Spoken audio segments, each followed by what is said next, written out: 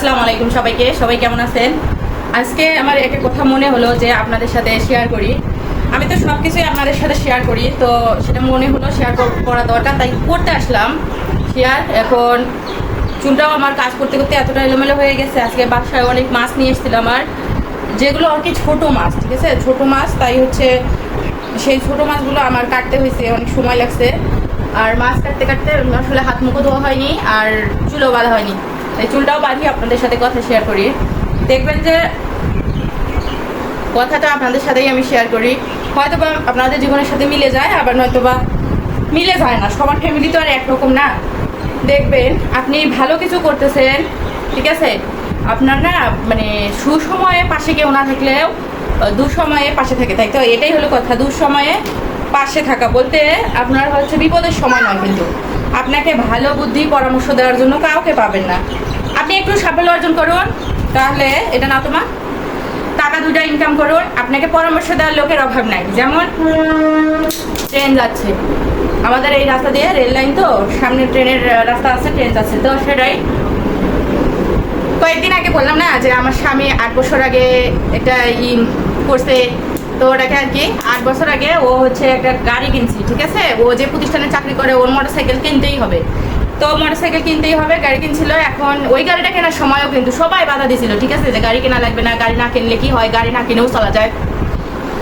এখন দেখেন এর মধ্যে আমাদের জীবনে অনেক কষ্ট গেছে, দুঃখ গেছে, হতাশা গেছে। ও অসুস্থ ছিল, তারপরে আমি অসুস্থ হলাম, আমার দুইটা বাচ্চা, দুইটা না পরে একটা বাচ্চা হইলো, অনেক ঝড় তুফান গেছে, কেউ কিন্তু আসে নাই। হ্যাঁ, বলে নাই যে তুই অসুস্থ হলে এই ফলটা খেলে ভালো হবে, এই ফলটা খা, বা ডাবের পানি খা, বা এটা কর সেটা কর, এইসবে কিন্তু কেউ কোনো পরামর্শ দিতে আসে নাই। ওই যে দিতে আসে যে দেওয়া লাগবে, সেই জন্য না কেউ কিচ্ছু দিতে আসে নাই, পরামর্শ ফ্রিতে কেউ দিতে আসে না। যখনই দেখবে আপনার কাছে সব কিছু গোছানো, টাকা পয়সা রেডি, এটা দিয়ে আপনি বাড়ি করবেন, সেই সময় এসে পরামর্শ দিবে, এভাবে বাড়ি করিস না, ওভাবে কর, টিনের ঘর দে, নিচে পিরালি পাকা কর, উপরে ছাদ দিস না, এ করিস না, সে করিস না, মানে যেটা আপনার জন্য ক্ষতিকর সেই রকম পরামর্শ দেবে, ভালোটা দেবে না। তা আমার কথা হলো, আমি যদি কষ্ট করে টাকা ইনকাম করতে পারি, আমার ভালোটা আমি বুঝবো না, আমি কিভাবে হয় বাড়ি করবো, কিভাবে কি করবো সেটা আমাদের ব্যাপার। এখন কথা হচ্ছে, আমি একটা ভিডিওতে করছি যে আমার স্বামী 8 বছর আগে একটা এই পছন্দ করে নিয়ে আসছে, যাকে দিন রাত 24 ঘন্টা তার কাছে রাখে, সেটা হচ্ছে মোটরসাইকেল, ঠিক আছে। 8 বছর আগে সে একটা মোটরসাইকেল কিনছিল, হিরো হুন্ডা, ওটা হলো 100 সিসি ছিল। তো 100 সিসি হওয়ার কারণে হয়েছে কি, আমার যখন বড় মেয়েটা ছিল, আমাদের 3 জনের মোটামুটি জায়গা হইতো। ও এখন কিন্তু বড় হয়ে গেছে, ওর প্রায় 10 বছর চলতেছে, এখন আমার 8টা মেয়ে হয়েছে, এখন আমাদের গাড়িতে জায়গা হয় না। তো ওর বাবা বলতেছে যে 150 সিসি একটা গাড়ি কিনি। ওর আবার স্বপ্ন পালসার গাড়ি কিনবে বাজাজের। তো ওর স্বপ্ন পূরণের জন্য ও হচ্ছে, যেহেতু পুরান গাড়িটা বিক্রি করতে হবে, তো পুরান গাড়িটা বিক্রি করে দিচ্ছি। ও কি করছে, গাড়ি বিক্রি করছে, টাকা আমাদের রেডি, আমরা গাড়ি কিনবো। এখন আমাদের সবাই পরামর্শ দিচ্ছে গাড়ি না কিনে বাড়ি কর। আরে বাবা, গাড়িটা আমার প্রয়োজন, তোরা দে, বাড়ির টাকা দে। ফালতু কোথাকার। একটা জিনিস দেখবেন, আপনার মোবাইলে হাজার হাজার নাম্বার সেভ করা, কিন্তু নাম্বারগুলো স্ক্রল করে দেখবেন যে ওইখানে প্রয়োজনীয় কয়জন লোক আছে, কয়জন লোক আপনার ভালো চায়, কয়জন লোক আপনার মন্দ চায়, কয়জন আপনার বিপদের সময় উপকারে আসবে। তাহলে যদি হাতে কোনো 10 জন আসে, তাহলে 100 জনের নাম্বার কেন সেভ করা বলেন তো? আমরা রাখছি প্রতিবেশী, আত্মীয় স্বজন, কাছে দূরের মিলে ঝিলে সম্মান করি জন্য, বিপদের সময় পাশে আসবে না, কিন্তু একটা পরামর্শ দিয়ে বসে থাকবেন, যে পরামর্শটা শুনলেও কষ্ট লাগে। কষ্ট করছি আমরা, টাকা জমাইছি আমরা, আমাদের গাড়ি প্রয়োজন, আমরা গাড়ি কিনবো। আপনাদের কি সমস্যা বলেন তো? কিছু লোক আছে আপনার কিছু আত্মীয় স্বজন, এইসব কথা শুনবেন না। ওই যে কথায় আছে না, অন্যের বুদ্ধিতে বাচ্চা হওয়ার থেকে নিজের বুদ্ধিতে ফকির হওয়া ভালো। আমার কথা আমি আমার স্বামীকে বলছি, দেখো শান্তি, একটা মানসিক শান্তি, তৃপ্তি, তুমি কষ্ট করে টাকা উপার্জন করছো, বাহিরে যাব আমরা, ঘুরবো আমরা, সব কিছুতেই আমরা, তো একটা গাড়ি কিনবা যাতে আমরা 4 জন বসতে পারি, থাকতে পারি। গাড়ি রেখে বাড়ির মানে কি? হ্যাঁ, তারপরে তো গাড়ির প্রয়োজন আছে, তাই না? বা গাড়ি রেখে বাড়ির মানে কি? আমরা কি কাউকে গিয়ে বলছি আমাদের জায়গা নাই থাকার, আমাদের আপনারা বাড়ি করে বাড়িতে দেন থাকতে? বলিনি তো। এখন গাড়ি কেনারও তো টাকা কেউ দেন না, কষ্ট করে জোগাড় করতে হয়েছে। স্বপ্ন একটা, বুঝছেন, একটা স্বপ্ন যারা দেখবেন বা আমরা দেখি, স্বপ্নটা পূরণের জন্য আমরা তিল তিল করে মাটির ব্যাংকে হোক, খেয়ে না খেয়ে হোক, টাকা জমিয়ে যখন কিনতে যায়, দুইটা আপনাদের পরামর্শ দেন ফ্রি ফ্রি, না এগুলো আমরা চাই না। তো এগুলো ফ্রি পরামর্শ কেন দেন আপনারা, আত্মীয় স্বজনেরা? আমার স্বামী একবার অসুস্থ হয়েছিল, শ্বশুর বাড়ি নিয়ে গেছিলাম। শ্বশুর এসে বলতেছে যে কি খাবেন বলেন, নিয়ে আসবো। খুব ভালো লাগলো শুনে কথাটা, যে শ্বশুর আমার কি খাবো, আমাদের পছন্দের খাবার নিয়ে আসবে।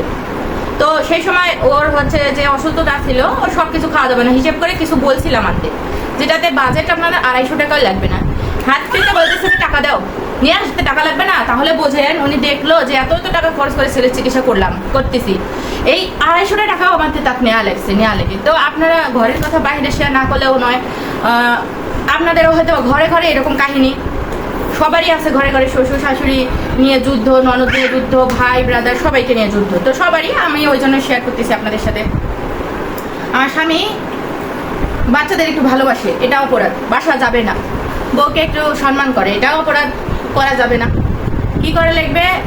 সারাদিন সকাল থেকে সন্ধ্যা পর্যন্ত পরিশ্রম করে একটানা 1 মাস পরিশ্রম করার পর দেখা যাচ্ছে যে একটানা 1 মাস পরিশ্রম করার পর টাকা ইনকাম করে কার হাতে দিতে হবে? তার নাকি মায়ের হাতে দিতে হবে। তার মা আমাদের প্রয়োজনীয় জিনিস যেটা লাগে বলতে হবে আমার এটা লাগবে ওইটা লাগবে, তারপর তিনি শুনে মনে যদি হয় যেটা কেনা লাগবে তাহলে টাকা দিবে, আর না হলে দিবে না। তার মানে সকালে সব কবর দাও। এটা করে নাই জন্য তাকে ভালো লাগে নাই, তুই যা, তোর বউ বাচ্চা নিয়ে চলে যা, থাকা লাগবে না আমাদের সাথে, থাকলাম না। এখন এই কথাগুলো আবার ওরাই ছড়াচ্ছে, যে ছড়াই বেড়ায় যে ছেলে ভালো না। এই কাহিনী যদি মেয়ের বেলায় হইতো তো মেয়ে জামাই খুব ভালো হতো, বুঝলেন আমার কথা? বয়সকালে এই ছেলের বউটা কি লাগবে, ছেলেটা কি লাগবে, নাতি নাতনি কি লাগবে, তাহলে কেন এত যৌবনকালে এত কিসের অহংকার, এত কিসের তেজ বলেন তো?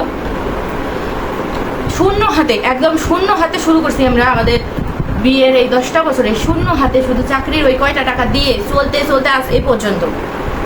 ওই চাকরির টাকায় 2টা বাচ্চা হয়েছে সিজারে, অনেক অসুস্থতা গেছে বাচ্চাদের, ওর আমাদের ঘরের furniture decoration A to Z, খাওয়ন দাওয়ন রাজকীয়ভাবে, পোশাক আশাক শ্বশুর শাশুড়ি দেওয়া, আমার মা বাবাকেও একটু সাপোর্ট করা, আমার বোনকে টুকটাক আর কি, যেটাই হোক চলছে, রাজার হালেই চলছে। দোয়া করেন আল্লাহর কাছে যে ভালোভাবে বেঁচে থাক, ভালোভাবে চল, আমরা খুশি, এটা নয়। ওদের মনে হাজার আক্ষেপ, ঠিক আছে? তো অনেকে আবার বলে বাপ মায়ের দোয়ার প্রয়োজন আছে, তো দোয়ার জন্যই এতদিন এত চেষ্টা করলাম।